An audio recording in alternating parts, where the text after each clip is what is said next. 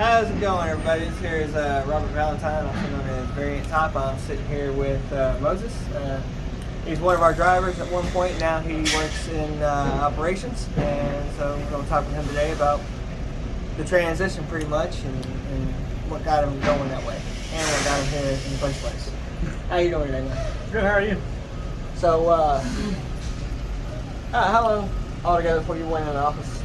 Have you been driving? Just out of curiosity. Give or take, so I've experienced some both before I even came here. Right. Long story short, I started out at Swift,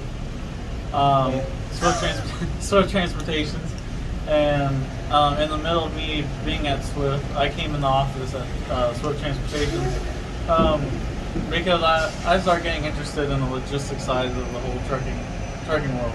Right. So, and I thought it would be a good opportunity to grow on the corporate ladder, not just to be a driver. I love driving, I miss driving, but I want to, advance my career and getting to know more things than what I do know just on the road, right, or just talking to other managers.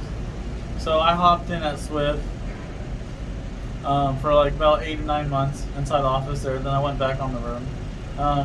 Not to bash on any company, but they treated like their office employees like crap.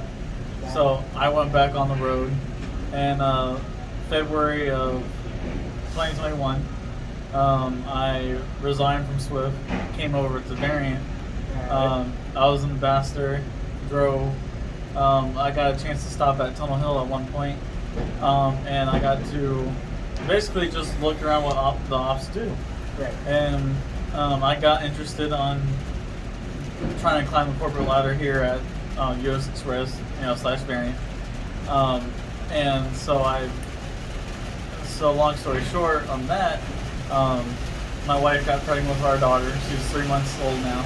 That's good. And always a blessing to have children. Very much. And so I went on PLOA, and I wanted to see if I could get an office. I was hoping my previous experience would help me get into office here, which it did. And me going into school through our benefit, our scholarship, I forgot. Yeah. I'm doing that cybersecurity for that, so I was hoping maybe in that field when I complete my college course, I can do some cybersecurity here in the corporate world. That would actually so be I cool love to it, hear. and I mean, it's a good place to be. Right. I understand that. So 2 years altogether. That's not too bad. Yeah. Now you said you started back in February. Matter of fact, I started myself back in February. What date? Just out of curiosity. I think it was the 12th of February. 12th. Yeah. All right. So not long after me. Sorry, Then. baby girl. I got know started you're not right around the happy same with time. Daddy. Yeah, it's not that long.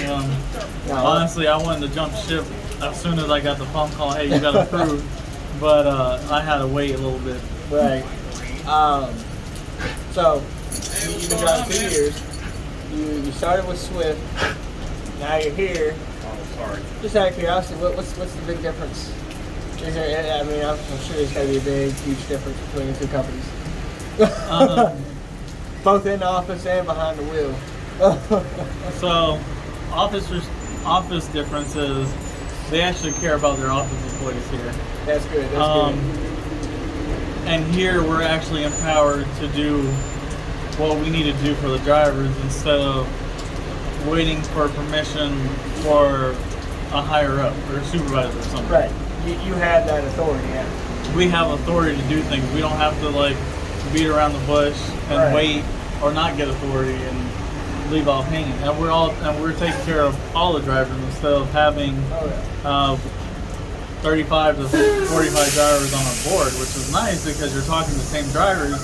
But Exactly. at least here, you're helping every driver, and we Right. have a system in place so we can know what each person was talking to that driver about. So we're like, Right. We're actually knowing what's going on, what's being led up to while you're calling again, and stuff like that. Back in Swift, they got a lot of money, but they're not investing in their trucks They're not investing in the right things. Yeah. They're not investing in the right thing. Right. Like for example, this will always be in my mind. For example, if you take one of the Swift trucks to a Love's to get a tire change, for one thing, they run all recap tires, which are crappy. And the second thing, that's a $12 disposal fee that they're not going to pay for. They rather put that tire on the back of your cab and bring it to the next terminal. They still got to pay the disposal fee there. Yeah. So here they actually care about their equipment, their drivers, their employees, and all of the above. And that's the biggest difference from this company to any other company. Oh yeah. They actually give a crap. Right. I have to agree there. Like you, I've been in the office quite a bit and seen how, ops are being treated. You got any advice for drivers when it comes to calling in and trying to deal with the situation?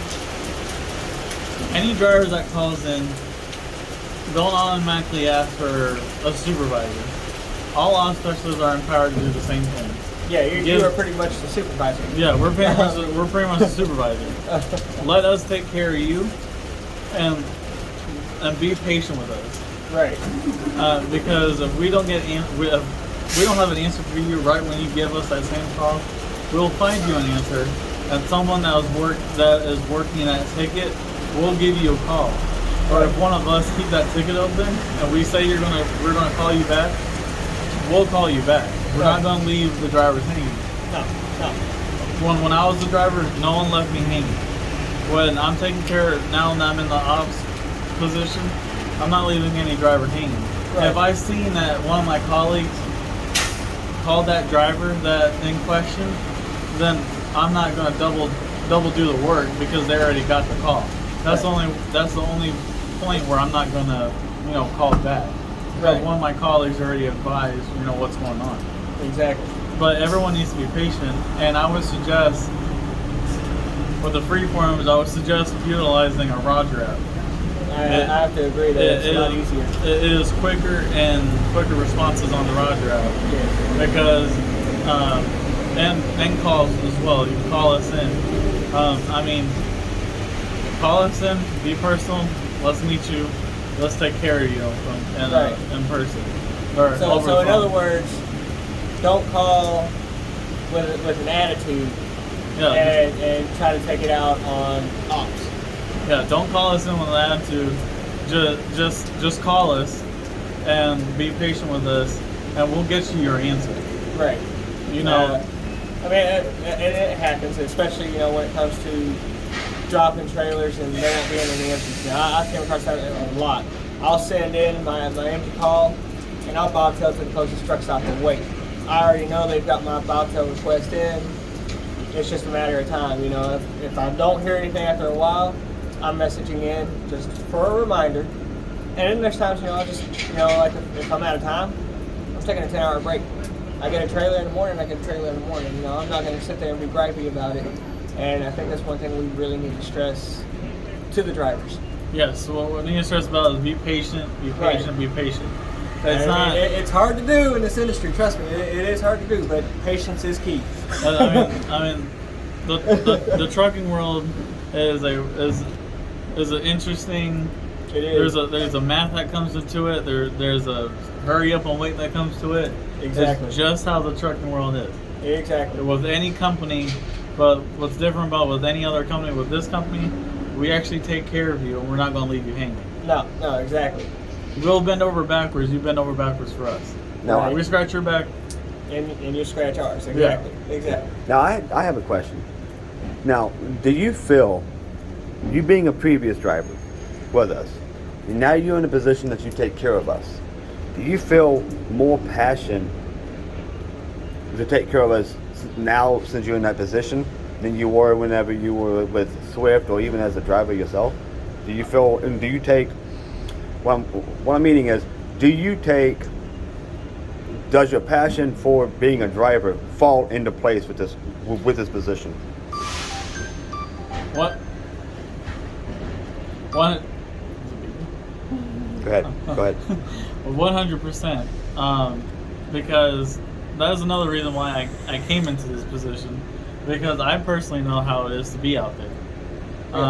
You know, we have 2 or 3 other ops that have been in the driver position, not with this company, but with other companies. Right. And the reason why I came in is because I can relate to the drivers, and I'm not that anyone else doesn't have any knowledge of the world, but I think I will have a closer relation to the driver's job because I was in that seat. Right. I know how it is. I know being out months and months on time can take a toll on someone's body. Exactly. So I want to make your life easy, and you do your job, right. and I'll do my job, and having that connection with me being that I was behind the seat, and I still currently hold my seat, y'all. I'm not gonna let that go. No, I wouldn't. Being a driver and then coming into this role, 100% passionate because I know how it is. I mean, it's rough out there. I 100% know how it is to weigh on a trailer or weigh on a load, or a shipper just being a craphead, you want to call it, right? And not knowing what to do, or something cancels. 100% am passionate. I know how it's like. It's right. not fun. And a lot of people don't know who I am, but when they call in, I always tell them I know what you're going through because I was a driver. Right. And see, so that there's the one issue we have a lot, because we'll have drivers call in and they're like, "You don't know what I'm going through, this, that, and the other." I know that for a fact because I've seen it done. But it's like you got to watch what you say, because you could be talking to an ops member that has been behind the wheel, and he does know what you're talking about, or she does know what you're talking about when you're going through. So, that falls back to being patient, of course, and even if you are, say, pissed off at the customer for this reason or that reason, or you just had a shitty day, don't take it out on the ops. I mean, we've got what? You said 3 so far. We've got a total of what, maybe 5? What? Ops members that were drivers. Roughly. So that, they know. Yeah. Just gotta have it. Hey guys, we're gonna have to wrap this up because we got other obligations to get to. All right. All right. It was a pleasure sitting here talking with you, man. Great to meet you.